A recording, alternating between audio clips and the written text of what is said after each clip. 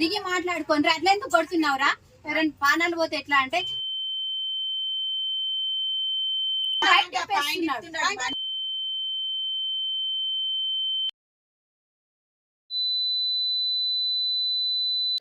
చెప్తున్నాడు. ఇంకా నిన్ను దాంట్లో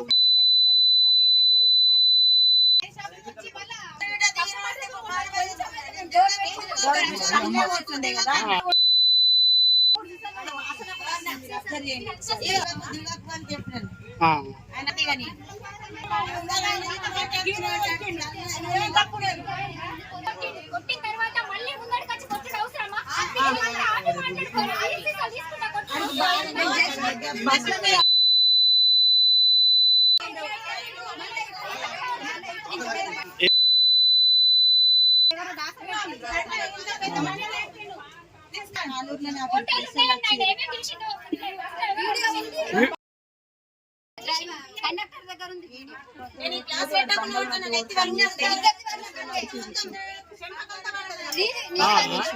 అంటే బీడు పడ్డదా?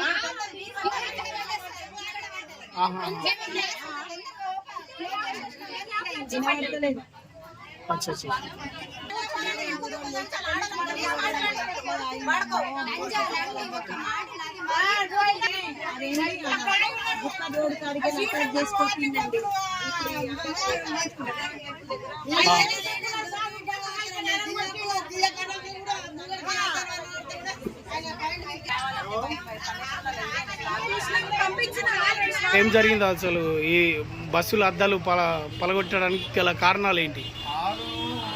అండి అరణ్య పట్టుకుంటూ వస్తున్నామని చెప్పేసి నా మీద రాశాడు సార్. నేను అంబేద్కర్ కాడ బండి ఆపి ప్యాసింజర్ తీసుకున్నా సార్. వీళ్ళంతా 40 మంది ఆడ లేడు, ప్యాసింజర్ కూడా ఉన్నారు సార్.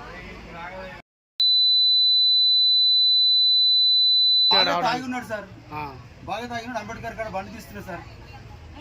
నువ్వు నాకు అరణ్య కొట్టుకుంటూ వస్తున్నావా, లంజ కొడుక, లంబి కొడుక, ఆడలను కూడా తిట్టాడు సార్ విపరీతంగా. కాలుకు గ్లాసు తాకింది సార్, గ్లాసు కొట్టాడు సార్. నేను కూడా అమ్మ నేను దిగుతానంటే నన్ను ఏం చెప్తున్నాను సార్. ఆ అమ్మ దిగకుండా బండిలో ఉన్నా సార్. పక్క జరగాలి అరణ్ కొట్టుకుంటూ రోజువారీ అంతే సార్ నేను చేసింది. నువ్వు నాకు అరణ్ కొట్టుకుంటూ వస్తున్నావు అని ఆయన రెచ్చికొట్టినట్టు నేను చేసిన అని అంటాడు సార్.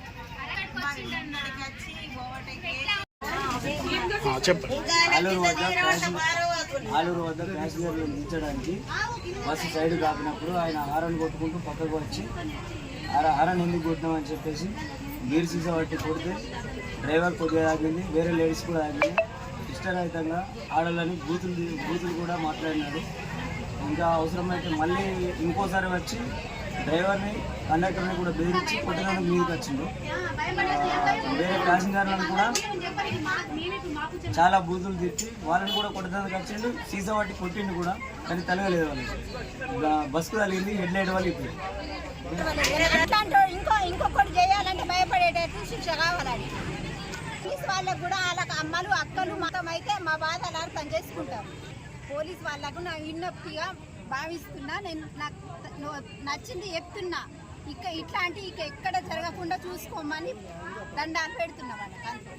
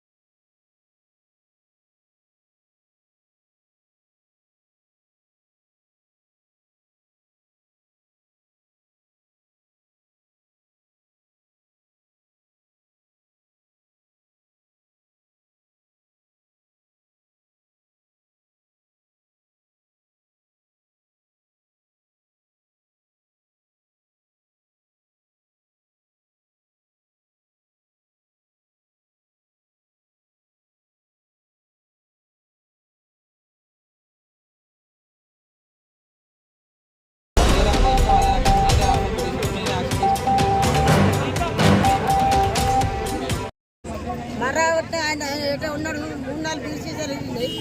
నువ్వు మాత్రం కిందికి దిగకు అద్దాలు తెరకు ముంగడికి పోయి కొడితే ఆయనకు గిలాసులు దెబ్బ ఆయన మొత్తం ఇది అయిపోయాడు. నేను నీళ్లు కింద ఉన్న పిల్లలకు 20 రూపాయలు ఇస్తే నీళ్ళు తీసుకొస్తా. ఇదేనా ఆడవాళ్ళు ఈ ఊరోళ్ళు ఆడవాళ్ళు కూడా ఉన్నారు. మా ఊరు ఆయన అమ్మ